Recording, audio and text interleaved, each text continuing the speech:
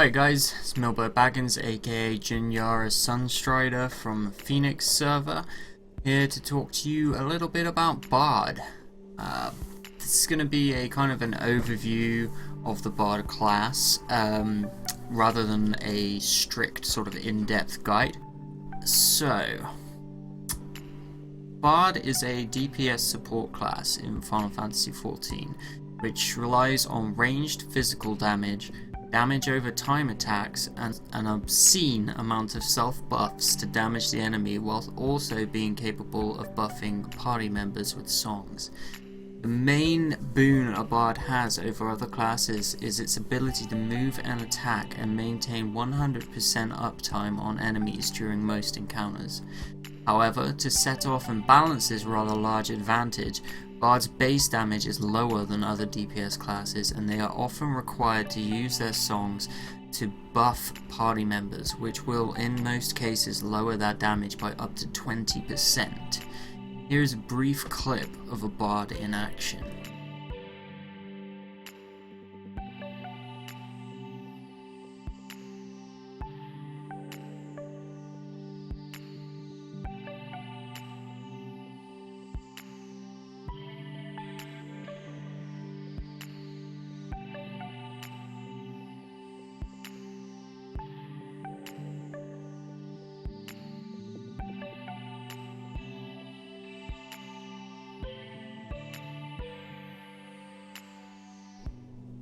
Okay, so now we're going to go over Bard's current abilities as of patch 2.55, and I'll discuss a little bit about how they're used, their effects, and then I will talk about some of the new abilities which we know are coming in the expansion and my thoughts on those. So if we open up Bard ability menu here. So the first one we have is Heavy Shot, and this is your kind of your basic attack. Delivers an attack with a potency of 150 with a 20% chance the next straight shot will deal critical damage. So what it can basically do is your heavy shot can proc your straight shot. It will guarantee a crit from the straight shot. So moving on to straight shot. This delivers an attack with a potency of 140, and its additional effect is it places a buff on you which increases critical hit rate by 10%, which is pretty massive and is very important for a Bard for reasons we'll talk about later. The next thing we have is Raging Strikes. This is a self buff which increases damage by 20%, which is a pretty huge buff. Then we have the first of the Bard's dots, which is Venomous Bite. Delivers an initial attack with a potency of 100, and then it ticks for a potency of 35 for a duration of 18 seconds. Now, the additional effect of Venomous Bite and your other dot, which is Wind Bite, is that when the damage over time tick is critical, there is a 50% chance that it will proc a very important attack called Bloodletter, which we'll talk about in a minute. Next attack on the list is Misery's End. Now this is your finisher attack. So this delivers an attack with a potency of 190 and can only be executed when the target's HP is below 20%. So this is probably your highest potency and highest priority attack. Next attack is Shadowbind. This is an effect where it binds the target, it does no damage, and it cancels your auto attack upon execution. So this is not a very useful ability, it's very situational. It's good in PvP, and when turn 7 was relevant and you knew how to kite the Renards, you can use that to fix them in place, but other than that it doesn't have a lot of place in PvE, so we won't talk too much about this one. Next one is a Bard's like bread and butter, the Bloodletter. This delivers an attack with a potency of 150, so it's not quite as high as Misery's End, but it's pretty high, and it is an off global cooldown instant cast attack.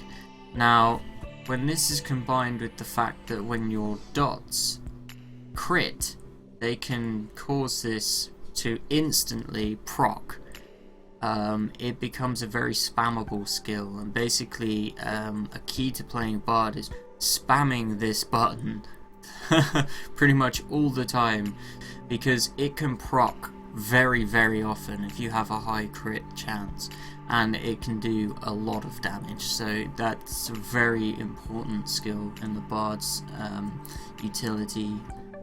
Next one is Repelling Shot. Delivers an attack with a potency of 80, and the additional effect is it's a 10 yarn backstep. So this is like the style shot for Bards. It can be used to, basically when you use it, it'll propel you backwards, and it can be used to avoid AoEs and things like that, but generally it's just used as a little bit of extra damage. Again, it's off the global cooldown, so you can fit it in between your kind of your big skills like Heavy Shot, Straight Shot, Wind Bite and Venomous Bite. Next skill is an AoE. It's the first AoE that Bard gets. It's Quick Knock. It delivers an attack with a potency of 110 to all enemies in a cone in front of you. It's a high TP cost, and it's not a skill that you would really spam, but it is good in AoE situations, especially at low levels. Next one is Swift Song. We're going to talk about songs separately. Then we've got Hawk's Eye, which is another buff. It increases your dexterity, which is Bard's main stat, by 15% and guarantees that all attacks land.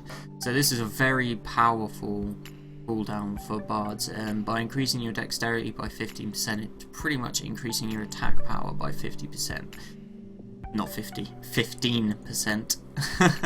It's also very useful in PvP. There is a PvP skill where healers can basically freeze themselves in place for 30 seconds, and they will raise their evasion by 90%, so they take very little damage. If you pop Hawk's Eye, every attack you throw at that healer in that state will land, and they just become absolutely helpless.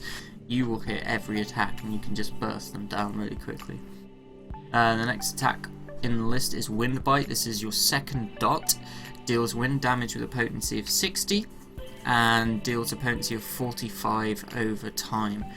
So compared to Venomous Bite, which has a potency of 100 and its initial hit, Wind Bite is quite a bit weaker initially, but its ticks are stronger, so eventually over the 18 seconds it does more damage. It also has the same effect that Venomous Bite has, whereas if it crits, it has a 50% chance to proc Bloodletter.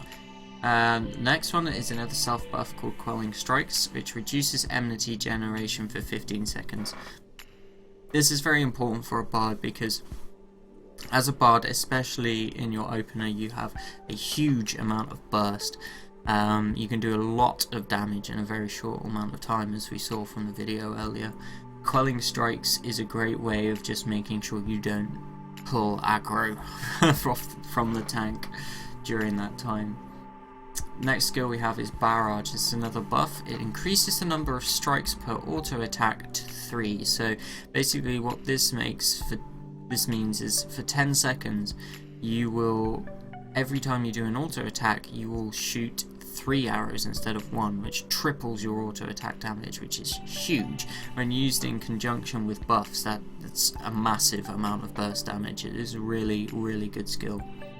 Next attack is Blunt Arrow. This is again off the global cooldown, and it delivers an attack with a potency of 50 with an additional effect of silencing for 1 second. So this is another Bard utility. It can silence casted spells, but generally you would use it again just for extra damage on the off global cooldown. Next ability we have is Flaming Arrow. It sets the ground ablaze, dealing damage with a potency of 35 for 30 seconds to any enemies who enter the flames. So this is like a floor AoE that you just place under an enemy for more damage. And the next attack that we have is Wide Volley, which is another AoE, and it's your kind of bread and butter AoE skill. It has a TP cost of 160 and delivers an attack with a potency of 110 to the target and enemies near it. So it's a placed AoE, and it has a 15% chance that the next Rain of Death, which is another AoE skill, will cost no TP. So this is Rain of Death. This is your other AoE skill. This delivers an attack with a potency of 100 to target and enemies near it. Lowers target's evasion by 10%, which is really good in PvP, not so useful in PvE, but... And then it has a 15% chance the next quick knock will cost no TP, so it has the same effect on quick knock as wide volley has on Rain of Death. So what you generally do for AoE with a Bard is you will spam wide volley until you get a proc for Rain of Death. Then you will use the Rain of Death proc, and that in turn may proc quick knock, in which case you'd use that. Otherwise you just spam wide volley. In terms of cross-class skills, I take Blood for Blood, which comes from Dragoon, Invigorate, which comes from Dragoon, Internal Release, which comes from Monk. Sorry, these come from Lancer technically. Second Wind, which comes from Monk or Pugilist, and I take Mantra, which comes from Monk or Pugilist. You can also take Keen Flurry, is a viable skill to take, or Featherfoot. I wouldn't worry about Haymaker, it's not useful, and I wouldn't worry about Feint, not even Dragoons don't even use Feint. So those are your cross-class skills. Basically these four are mandatory. You definitely want Blood for Blood, you definitely want Invigorate, you definitely want Internal Release, and Second Wind. Blood for Blood increases damage by 10% and increases damage taken by 25%, so it's a risky skill to use, but again it's a massive DPS buff. Invigorate instantly restores 400 TP. This is invaluable. You're going to need, if you don't have Invigorate, you're going to run TP Starved very quickly as a Bard. Internal Release increases critical hit rate by 10%. When you think about how Bloodletter is procced every time your Wind Bite or your Venomous Bite crit, a skill that increases your critical hit rate is very important. Second Wind instantly restores own HP with a cure potency of 450. Cure potency scales with current attack power. So, for example, with Hawk's Eye, can be a very significant heal. Mantra increases HP recovery via curing magic by 5% for self and nearby party members. So, I mean, 5% is not huge, but it's, you know, every little helps sometimes. So those are your abilities for Bard. Let's talk about our songs. So the first song we have is Swift Song. It increases movement speed of self and party members as long as they remain within hearing distance. So it's just, see, it puts a buff on you, it just makes you run a bit faster. All the other songs come from your job. So you have Mage's Ballad. Mage's Ballad refreshes the MP of all nearby party members while lowering your own damage dealt by 20%. MP is drained while singing. Refresh effect is lost if party members move out of hearing distance and ends upon reuse. Cannot be used with other songs. So Mage's Ballad is very useful for when your healers are running low on mana, and with the current way that summoners work, they run out of mana very quickly as well, and it can be useful for them to maintain their DPS. So this is where the Bard's support role really comes in, because especially considering you have to sacrifice 20% of your damage dealt to run these songs, it's really kind of, you know, it can hurt your DPS, but then you're benefiting your party, and that is your rage utility. Next one we have is Foe's Requiem. Now this is a great song. Basically what this one does is it operates slightly different to your other songs, whereas it places a debuff on enemies within range, which reduces their magic resistance by 10%. This will make casters love you. It basically increases your party's magic DPS by 10%, which is huge for black mages and summoners, even scholars and white mages that can do, you know, that are DPSing. It also does not reduce your damage whatsoever, so that you really have no reason not to sing Foe's Requiem when you have casters or healers in your party. The next one is Army's Paeon. This one works very similarly to Mage's Ballad, except it refreshes TP for nearby party members, and it does also drop your damage by 20%. Works very similarly to Mage's Ballad, like I said, except it's for your dragoons, your ninjas, your monks, and even for yourself to refresh your TP. The next skill that we have to talk about is Battle Voice. Battle Voice doubles the effectiveness of songs on party members and enemies. It does not work with Swift Song, and it does not work on you. So basically, if you are using Payon to recover your own TP and you think, oh, I'll Battle Voice that to increase your TP regeneration, it won't work. It doesn't work that way, but it does work for the party members. So it's very powerful when used with Foe's Requiem, because if you think, it doubles the effectiveness of that, so that gives caster DPS 20% more, which is insane. And it's also very good for Mage's Ballad if your healers are really in a pinch and need mana very quickly. The general idea with Bard is to maintain your 2 damage over time abilities, so Wind Bite and Venomous Bite, and Straight Shot buff at all times. This is rule number 1. Rather than following a set rotation, Bard is a very reactive class that plays more by following a priority system than a set rotation of skills. For example, my priority kind of runs a bit like this. So yeah, Misery's End and Bloodlet are used whenever available. Misery's End obviously only when the enemy is 20% or lower on health. Straight Shot should always be active. Buffs should always be up, and you clip them at around 1 to 3 seconds left on the timer. If none of these need to be refreshed, then use Heavy Shot. Weave your off global cooldowns like Flaming Arrow, Blunt Arrow and Repelling Shot as much as possible and keep them all on cooldown. Okay, so the next thing we're going to talk about is buff pairing. So as a Bard you have access to these 5 self buffs that we talked about earlier, and they synergize very well together and with your skills. You should generally aim to pair buffs together as much as possible rather than just popping them whenever they're up on cooldown. I recommend the following pairings. You should try and use Raging Strikes and Internal Release together as much as possible, because they will provide a huge burst in damage and crit for your dots, which will really help your Bloodletter. Okay, the more Bloodletter procs you get, the more DPS you do. It really is a huge amount of your DPS. The next huge amount of your DPS comes from your auto attacks, and the best way to buff those is to use Blood for Blood, Hawk's Eye, and Barrage together.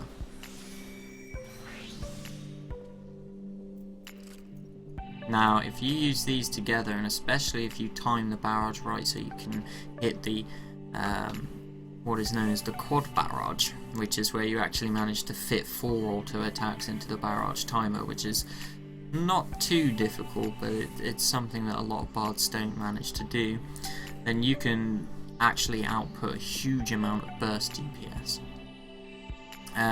These buff pairings will result in you doing much more damage than if popped separately, and you try and hold on to these buffs until you can kind of pop them together. There are some rules that I kind of go by in terms of using songs. You will use Ballad if your healers are below around 1500 MP, and you'll play that for a few ticks. You will never Ballad for your whole mana bar. Your healers should never need it for that long, except for very, very exceptional circumstances, like if they die. If you are asked by a TP using class, or you are below 200 TP yourself and Invigorate is on cooldown, then you would play Payon. But again, same rules as Ballad, you don't play it for the whole length of the bar, just play it for maybe a third of your bar, halfway at most. And then the rule I have for foes is that you will always use it on the pull, generally with Battle Voice, and if you have a full bar of mana and you have nothing else to do with it, and you have casters or healers in your team, play foes for at least half the bar of mana. You might as well, because you're not using it for anything else. The reason I say never play it for a full bar of mana for Ballad and Payon is that's a huge DPS loss, but for foes it's more of I like to keep some mana in reserve just in case something goes wrong, a healer dies and you need to Ballad for them. if you've just spent your entire MP bar on foes, a healer goes down, they really need Ballard, they don't have Shroud of Saints up or something like that, they don't have Aether Flow available, then, you know, they're boned, and that generally means the party is boned, because then you're stuck solo healing or something like that. The other rule I have about songs is you should not sing songs if you have any of your self buffs active. So if you have Barrage up, Internal Release, Blood for Blood, Raging Strikes, Hawk's Eye, if any of these are up, do not sing, because you're just wasting the DPS buff, okay? And no need for a song is so great that it can't wait for these buffs to run out, because they don't have huge durations. Also, try and make sure your dots are up, and there are no blood letters waiting to be used when you sing as well. So that's my overview of Bard. Now I'd like to talk about some of the new skills that we'll be getting in Heavensward for Bard and what this might mean for the class. So at the moment we know of 2 new songs, Wanderer's Minuet and Keeper's Paean. Now we don't know a lot about Keeper's Paean, there haven't been many details released about that. It's just that we know it doesn't conflict with other songs, so you can run it while you're actually running one of your other songs like Ballad, Paean or Foes, and it affects party members, but we don't know what that effect is. Wanderer's Minuet, however, again is not affected by other songs, it can be used at the same time, but it stops auto attacks and it adds a casting time to all of your standard attacks, including off global cooldown attacks as far as we know. It does not consume MP, it has a 3-second cast time like other songs, and it specifically increases the potency of all abilities by 25% while adding a cast time.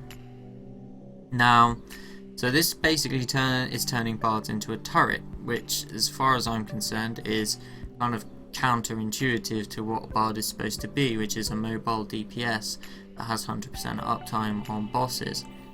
Now, a 25% increase to potency I don't think is gonna cut it when it stops auto attacks and it stops the ability of you being able to spam blood letters, which auto attacks count for, you know, 20% of DPS. It also stops you taking advantage of barrage, which is a huge DPS loss in my opinion, and I don't think 25% onto your standard attacks is gonna make up for that personally, so I'm interested to see how this will work.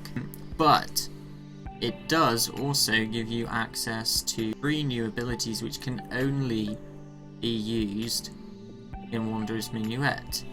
So this is Imperial Arrow. It's a weapon skill enabled by Wanderer's Minuet, but it's just a damage skill as far as we know. We don't know what the potency is for it. It could have a huge potency, which would be pretty good. It could have a really short recast, which could maybe make up for the lack of being able to spam blood letters. We don't know. The second skill is Iron Jaw, which is a weapon skill enabled by Wanderer's Minuet again, and it refreshes your dot timers on targets, which actually is a pretty good skill. If you think about when a Bard opens, you have all these buffs up, all these buffs here, they're all up. You put those dots up, and generally what you would do as well is you would clip these dots early for a second go to make sure you take a snapshot of as many of these buffs as possible, especially internal release is very important.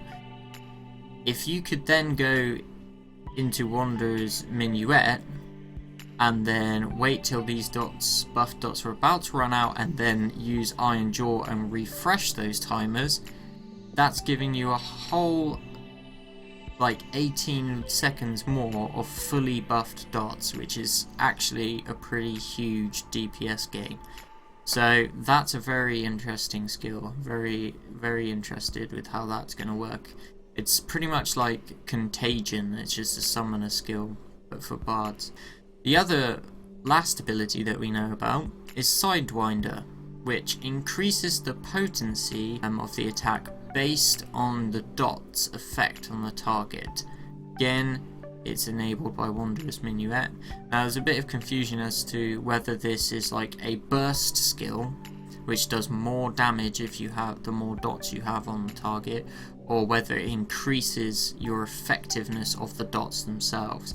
Again, it's pretty interesting, and from what I can see is they're trying to turn Bard into more of a dotting class, like they're trying to put more emphasis on dots rather than, you know, having this burst with skills like barrage, bloodletter spams.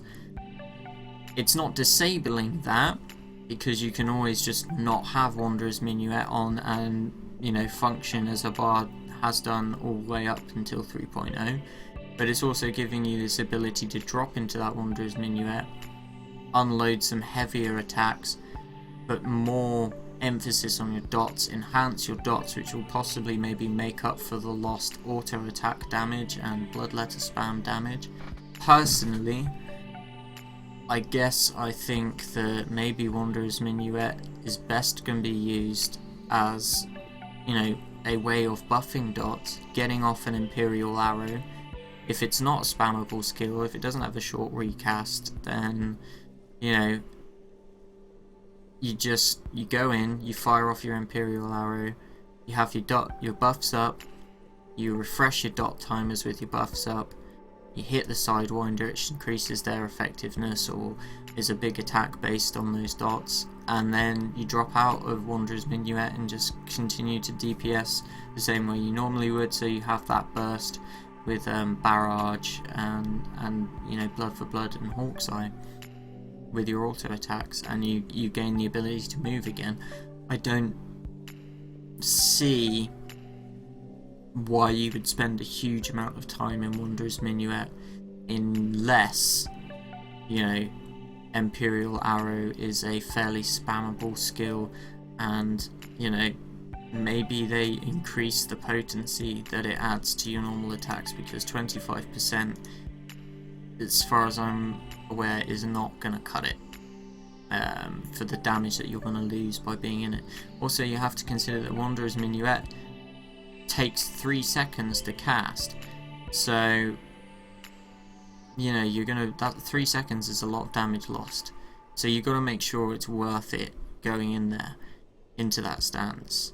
And, you know, obviously everything is subject to how the class plays, and, you know, when Heavensward comes out, which is just under a week now, and we'll see how it all functions together and how it all plays together. And I'm sure, you know, I'll be working on new rotations, I'm sure other people will be working on new rotations, but my theories at the moment is Wanderer's Minuet will be a way of dropping in when you don't have to move so much, buffing up your dots, getting some extra heavy hits in, coming back out of it, and then, you know, continue with the fast-paced kind of burst DPS that Bard is able to produce. So I've gone into a little bit more detail than I thought, but I hope you find it useful, and if you like the video, please like, subscribe to my channel, check me out on Twitch, leave comments in the comment section below if you have any feedback or questions,